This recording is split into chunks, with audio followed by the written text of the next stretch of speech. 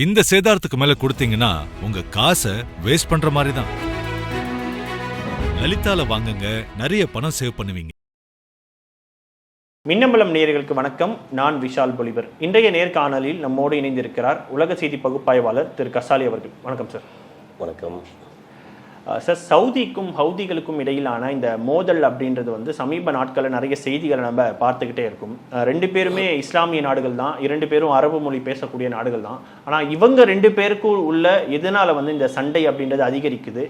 இவங்க ரெண்டு பேருக்குமான முரண்பாடுகளினுடைய வரலாறை கொஞ்சம் சொல்லுங்க சார். சரி, இப்போ சவுதி ஒரு நாடு, சவுதி அரேபியா. ஹவுதிஸ் இருக்கிறது இன்னொரு நாட்டில். அவங்ககிட்ட தனி அதிகாரம், தனி ஆட்சி கிடையாது. அவங்க இருக்கிறது ஏமனில் அதிகாரத்தில் இருக்கிறது சவுதி எய்டட் ஆட்சி. ஓகே, அங்கே ஒரு போராளி குழுவாக அங்கேயே பிறந்து வளர்ந்த இனக்குழு போராளி குழுவாக இருக்கிறவங்க ஹவுதிஸு. அந்த ஹவுதிஸுக்கு ஃபீட் பண்ணுறது யாருன்னா ஈரான். ரொம்ப சிம்பிள், நம்ம எல்லாருக்கும் தெரியும். சவுதி அரேபியா, ஈரான் அப்படின்னு சொல்லியாச்சுன்னா ஷியா சன்னி. ஸோ ஹவுதிஸ் ஷியா பிரிவு. அங்கே ஆட்சியில் இருக்கிற மற்ற ஆட்கள் சப்போர்ட் பண்ணுற, சவுதி சப்போர்ட் பண்ணுற அந்த ஆட்சி சனி பிரிவு. சாதா மேட்ரு. அதனால் இது காலங்காலமாக தீரவே தீராத பகையை வெஸ்டர்ன் கண்ட்ரிஸ் உண்டாக்கி வச்ச விஷயம் அது. நீ எப்படி பார்த்தாலும் அவங்கள்ட்ட சொல்லி இந்த மாதிரி இவங்க சன்னி பிரிவு, சியா பிரிவு, நீ பெருசா நான் பெருசா அப்படின்னு சொல்லி இந்த இது வெறும் மதத்துக்காக இல்லை, அதிகாரத்துக்காக. இந்த ஏரியாவில் ஈரான் கை ஓங்கிருச்சு அப்படின்னா மெக்கா மதினா முழுக்க எல்லாமே மொத்தம் உலக முஸ்லீமுக்கு அவங்க தான் தலைவராயிடுவாங்க அப்படின்னு. அஜுஜோ அப்போ நீ என்ன செய்யணும், நீ சண்டை போடு அப்படின்னு சொல்லப்பட்டு சொல்லி அதுக்கு ஆயுதம் கொடுத்து, அந்த ஆயுதத்துக்கு பதிலாக இங்கே பெட்ரோலியத்தை வாங்கிட்டு, அப்புறம் அடிக்க வந்தான்னா திருப்பி நான் உனக்கு பாதுகாப்பு கொடுக்குறேன்னு அதுக்கு காசை வாங்கிட்டு, இந்த மாதிரி ஒரு எடுப்பார் கைப்பிள்ளையாக இங்கே ரெண்டு பேர் மாறி மாறி பண்ணிட்டு இருக்காங்கல்ல. இதுதான் இது என்னென்னா, உலகத்தில் கொஞ்சம் யோசிக்க தெரிஞ்சு அடுத்தவனை அடிமைப்படுத்த தெரிஞ்ச அமெரிக்கா, வெஸ்டர்ன் கண்ட்ரிஸ், இவங்க இந்த மாதிரி மிடில் ஈஸ்ட்டு, முன்னாடி இந்தியாவிலேருந்து எல்லாத்தையும் அடிமைப்படுத்தினாங்க, அப்புறம் எல்லாம் வந்துச்சு வச்சுங்க. இந்த பக்கம் மிடில் ஈஸ்ட்டு, ஆப்பிரிக்கன் கண்ட்ரி, இதில் இருக்கிற வளங்கள் எல்லாத்தையும் சுரண்டி கொண்டு போயிட்டுருக்காங்க. அதில் மிடில் ஈஸ்ட்டில் மாற்றி சண்டை போட்டு இருந்தால் மட்டும்தான் அவங்களுக்கு பிரயோஜனம். அப்படிங்கிறது ஆயுத விற்பனையில் தான் அவங்களுக்கு பெரிய காசு. ஆயுத விற்பனை சும்மா எப்படி யாருமே அடிக்க வரல அப்படின்னா எப்படி ஆயுதம் வாங்குவாங்க? ஸோ இங்கே நமக்கு தமிழ்நாட்டில் சமூக விரோதிகளே இல்லை. இப்போ கோயம்புத்தூரில் ரேப் நடந்துச்சு, அது மாதிரி ரேப்பே கிடையாது, ஒன்றுமே இல்லை, எல்லாம் சேஃபாக இருக்காங்க. 24 மணி நேரம் நம்ம காந்திஜி சொன்ன மாதிரி ஃபுல்லாக சேஃபாக போகிறாங்க அப்படின்னா போலீஸ் எதுக்கு? அப்போ போலீஸ்க்கு துப்பாக்கி எதுக்கு? அந்த மாதிரி தான் அங்கே எல்லாம் சண்டையை மூட்டி விட்டு பிரச்சனை. ஆனால் குறிப்பாக இந்த மிடில் ஈஸ்ட் பகுதியில் யார் அதிகாரத்தை கைப்பற்றுறதுன்றதுல ஈரானும் சவுதியும் ரொம்ப கண்டிப்பாக இதில் எப்படின்னா ஷியாவா சனியா. இப்போது சவுதி அரேபியா சன்னி பிரிவு. அந்த நாட்டில் தான் மெக்கா மதினா இருக்குது. ஓகே, எப்படி பார்த்தாலும் இங்கே ஜெருசலத்தில் இன்னொரு முக்கியமான அலெக்சா மசூதி இருக்குது. அப்புறம் கிறிஸ்தவர்களுக்கு முக்கியமான இடம், இப்போ 3 மதத்துக்கு முக்கியமான இடமா இருக்குது. அதை இப்போ விட்டுட்டாங்க.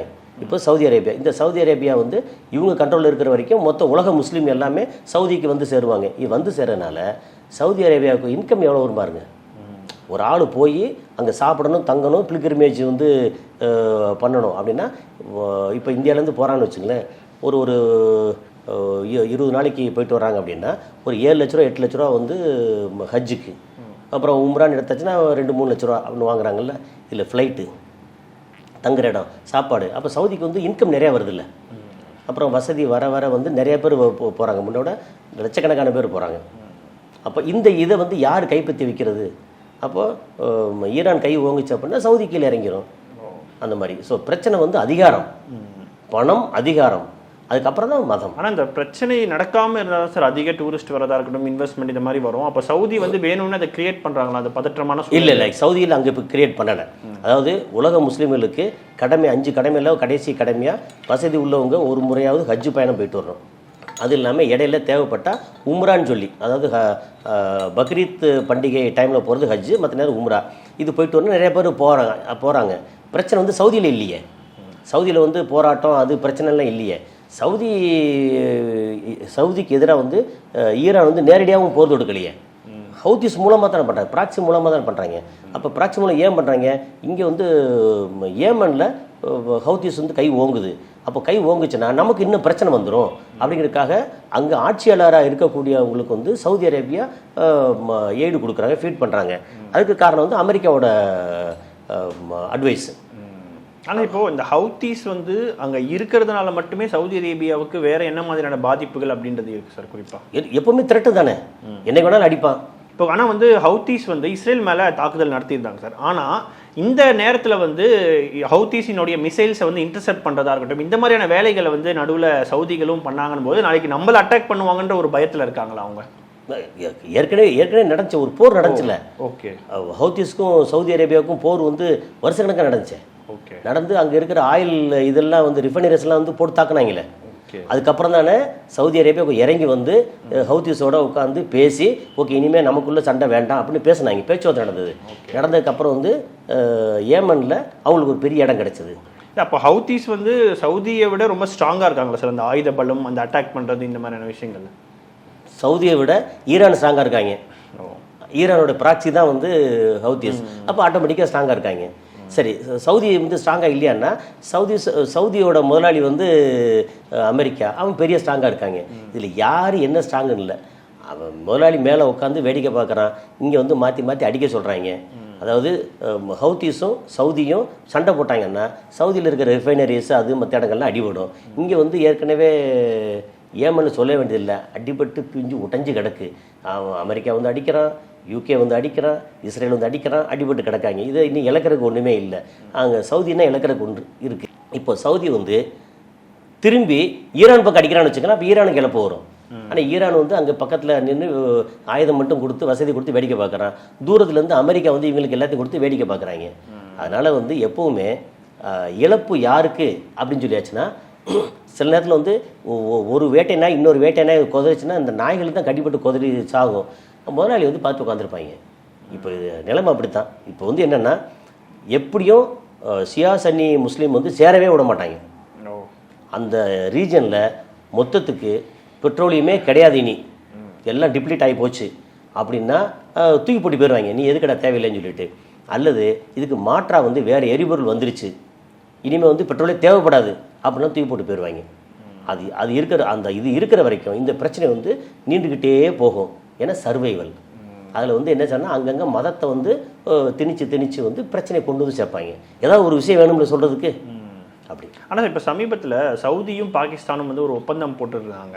அது வந்து முக்கியமாக இஸ்ரேலுக்காகவா இல்லைனா ஈரானை வந்து தாக்குதறதுக்காக பண்ணியிருக்காங்களா சார்? ஈரானுக்காக. ஆமாம். அதாவது ஈரான் வந்து எப்போவுமே த்ரெட்டு தான். இஸ்ரேல் வந்து ஒரு சின்ன நாடு. இஸ்ரேல் வந்து ஃப்ரெண்டு தானே. ஈரானை விட இஸ்ரேல் வந்து ஃப்ரெண்டு. ஈரானுக்கு அகேன்ஸ்டாக தான் இந்த ஒப்பந்தம். ஆனால் இப்போது சவுதி அரேபியாவினுடைய தற்பொழுது நிலைமையை பார்க்கும் பொழுது அந்த போர் இந்த மாதிரி செய்யக்கூடிய நிலைமையில் அவங்க இருக்காங்களா? அவங்களுடைய பொருளாதார நிலைமை எப்படி இருக்குது சார்? இல்லை, சவுதி பொருள் நல்லா தான் இருக்குது.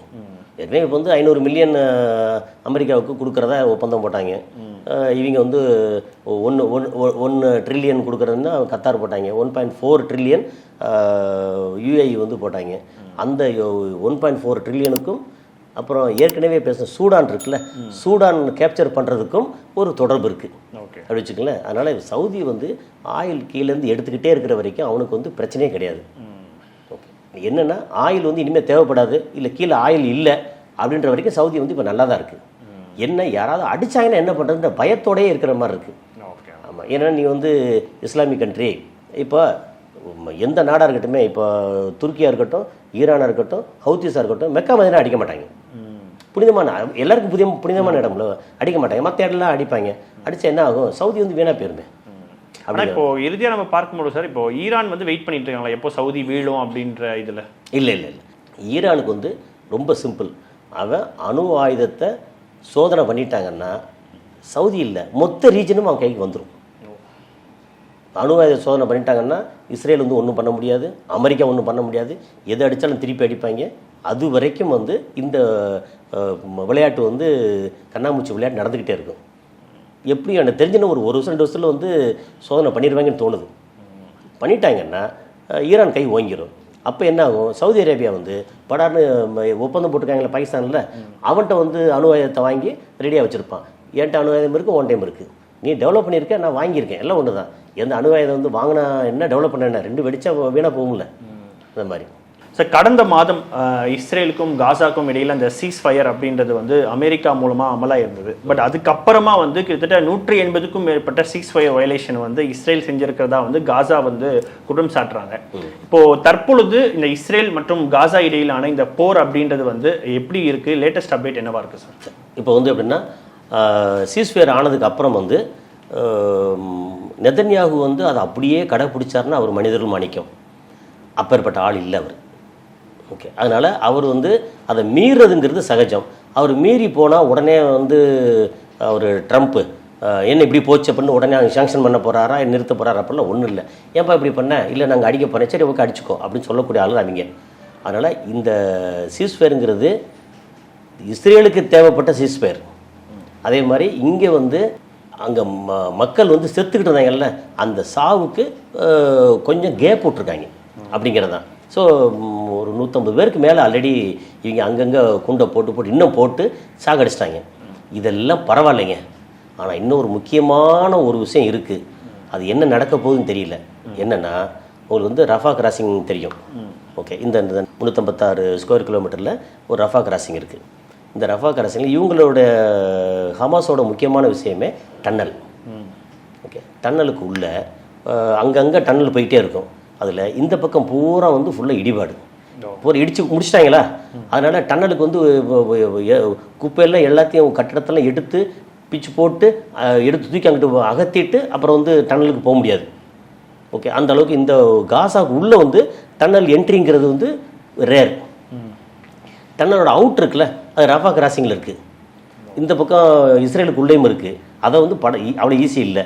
இந்த மாதிரி வந்து டன்னலை வந்து இப்படியெல்லாம் பண்ணதில் ஒரு டன்னலில் 200 பேருக்கு மேலே ஹமாஸோட வீரர்கள் உள்ளுக்குள்ள இருக்காங்க. ஓகே, அதோட எக்ஸிட் பாயிண்ட் இருக்குல்ல, அது வந்து ரஃபா கிராசிங்கில் இருக்குது. இப்போ ரஃபா கிராசிங் வந்து சீஸ்ஃபயர் ஆயிடுச்சு.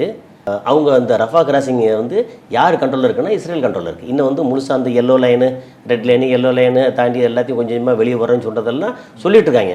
இந்த 14 பேரில் இன்னும் ஒரு 9 பேர் இருக்குது, அதெல்லாம் திருப்பி கொடு, முழுசாக திருப்பி கொடு, அப்போ தான் நான் பண்ணுவோம், அதெல்லாம் அது ஒரு பேச்சுவார்த்தை நடந்துக்கிட்டே தான் இருக்குது. ஆனால் 200 பேருக்கு மேலே டன்னலுக்கு உள்ளே வந்து தவிச்சுக்கிட்டு இருக்காங்க. வீரர்கள் தான். வீரர்கள் அப்படின்னா பசி பட்டினியாக இருந்துச்சுன்னா வீரம் எங்கே போகும்? இப்போ வந்து இந்த பக்கத்தில் வந்து திறந்து விட மாட்டாங்க இஸ்ரேல், வந்தால் ஷூட் பண்ணுவோன்றாங்க.